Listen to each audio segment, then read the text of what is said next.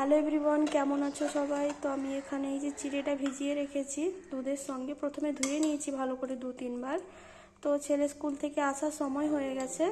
আমি রোজ ওকে কিছু না কিছু বানিয়ে দিই, ও স্কুল থেকে এসে টিফিন করে। তো আজ এইটাই বানাচ্ছি, তোমাদের সঙ্গে শেয়ার করছি। চিড়েটা ভিজিয়ে রেখেছি দুধের সঙ্গে, সুন্দর নরম হয়ে গেছে। এবার এর মধ্যে এই গুড়টা দিয়ে দেবো। আমাদের চিনিটা সেরকম কেউ পছন্দ করে না, সেই জন্য গুড় দিয়েই বানাচ্ছি।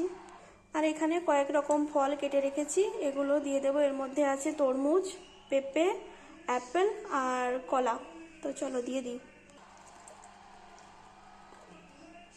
এটা অনেকে দই দিয়েও এরকম করে খায়, বাট আমাদের এখানে মিষ্টি দইটা পাওয়া যায় না, আর আমার টক দই সেরকম ভালো লাগে না, তাই আমি দুধ দিয়েই বানাচ্ছি।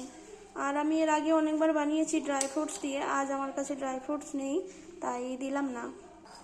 মিশিয়ে নিই ভালো করে। রেডি হয়ে গেছে সুন্দর একটা মিষ্টি মিষ্টি খাওয়ার।